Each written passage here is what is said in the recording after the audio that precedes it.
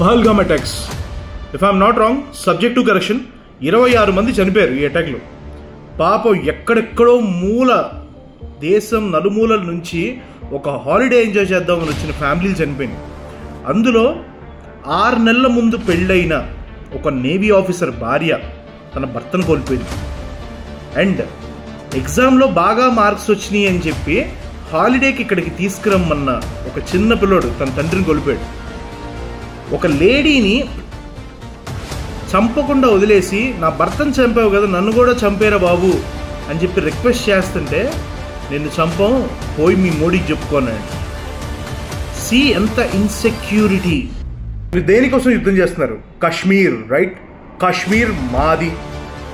బల్ల గుద్ది డంకా బజాయిని చెప్తున్నారు. ఇంకో 100 సంవత్సరాలు మీరు పోరాడినా దాన్ని దక్కించుకోలేరు. ఎందుకంటే ప్రజెంట్ అసలు తిండి తినే పరిస్థితి లేదు మీ దేశంలో. అన్ని దేశాలను అడుక్కుంటున్నారు. చైనా దగ్గర చేతులు దాచుతున్నారు. చైనా ఎంత ఇచ్చింది మీకు అప్పు? ఆ అప్పు తీసుకొని మళ్ళీ రీపే చేయగలిగిన అప్పేనా అది? చేయలేరు. దానికి ప్రతిఫలంగా చైనా వాడు ఏం చేస్తాడు? మెల్లిగా మీ దేశాన్ని ఆక్యుపై చేస్తాడు. ఆడి దగ్గర ముష్టోళ్ళ బతకడానికైనా మీకు ఓకే, బట్ ఇండియా దగ్గర ఫ్రెండ్లీగా ఒక ఫ్రెండ్లీ నేషన్లో బతకడానికి మాత్రం మీకు చేత కాదు. అరే బాబు, అసలు పాకిస్తాన్లో మీ జీడిపి ఎంత, మీ పర్ క్యాపిటల్ ఇన్కమ్ ఎంత, అసలు మీ దేశంలో ఒక సగటు మనిషి సంపాదన ఎంత, మీరు ఎన్ని అప్పులు చేసేస్తున్నారు, వాడి మీద ఎంత భారం పడుతుంది, మళ్ళీ వీటన్నిటికీ పోదు అన్నట్టు మళ్ళీ టెర్రరిజం మీద ఖర్చు పెడతారు. ఎక్కడ మనుషులు అయ్యా మీరు? ఈ అటాక్లు ఎందుకు జరిగినాయో తెలుసా? లష్కర్ ఏ తోయిబా అని చెప్పి ఒక సంస్థ ఉంటే ఆ సంస్థ ఎఫిలేటెడ్ టెర్రరిజం ఆర్గనైజేషన్ ఈ అటాక్లు చేసింది.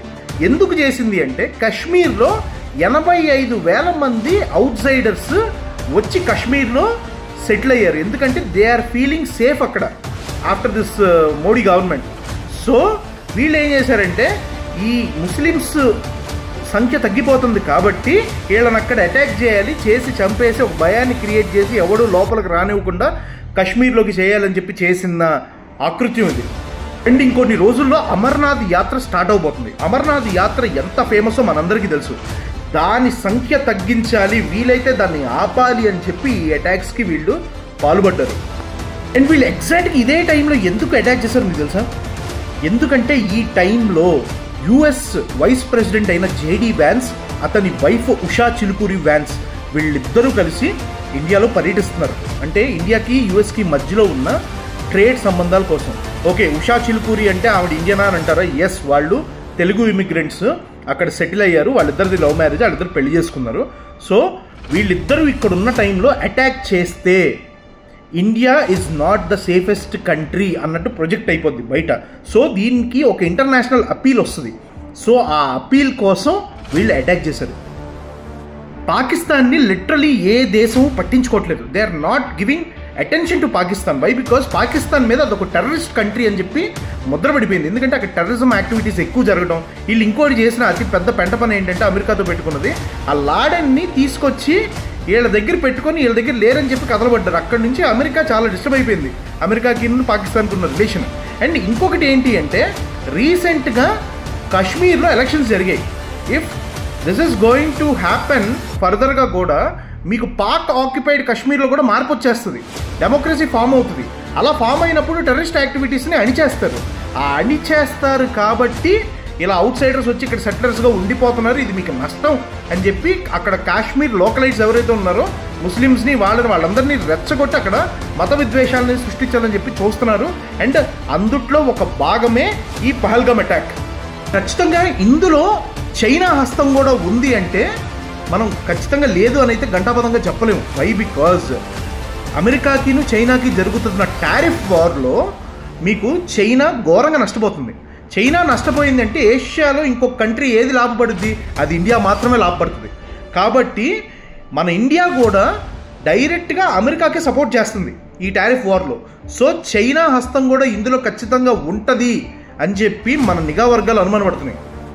మార్చి 10th కన్నా ముందు మన ఇండియన్ ఇంటెలిజెన్స్ మన ఇండియాకి ఒక సమాచారం ఇచ్చింది. ఏంటి అంటే, Pakistan is preparing for the hot summer in India అని చెప్పి ఒక రిపోర్ట్ ఇచ్చింది. అంటే పాకిస్తాన్ సమ్మర్లో మన మీద ఒక అటాక్ చేయబోతుంది అని చెప్పి ఆ రిపోర్ట్ సారాంశం.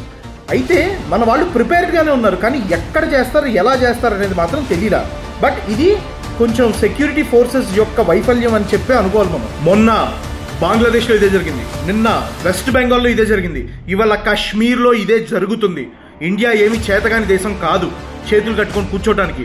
మీరు మర్చిపోయి ఉండొచ్చు, మీరు అనుకుంటున్నారు పుల్వామా లాంటి సిమిలర్ వైలెన్స్ ఇచ్చాము ఇండియాకి మళ్ళీ మనం అని. కానీ ఇండియా తిరిగి మీకు యూరి లాంటి ఒక సర్జికల్ స్ట్రైక్ ఇవ్వగలదు, అండ్ బాలకోట్ లాంటి ఒక ఎయిర్ స్ట్రైక్ ఇవ్వగలదు, ఏ డిస్ట్రక్షన్ వార్ లైక్ కార్గిల్ మీకు తిరిగి ఇవ్వగలదు ఇండియా.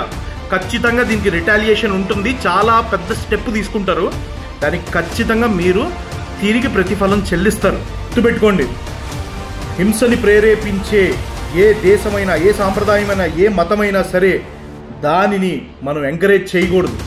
ప్రపంచం ఇనప పాదాలతో ఆ ఆలోచన ధోరణి తొక్కేయాలి. అప్పుడు కానీ ప్రపంచంలో ఒక పీస్ అండ్ హార్మనీ ఎస్టాబ్లిష్ అవ్వదు. ఇండియన్ ఆర్మీ దమ్ము మాకన్నా బాగా మీకే తెలుసు, ఎందుకంటే మీరే చావు దెబ్బలు తిన్నారు కాబట్టి ఇండియా ఆర్మీ చేతిలో. అండ్ బీ ప్రిపేర్డ్, ఖచ్చితంగా దీనికి రిటాలియేషన్ ఉంటుంది ఇండియన్ గవర్నమెంట్ నుంచి. హర్ హర్ మహాదేవ్, జై జవాన్, జై కిసాన్, జై అఖండ భారత్.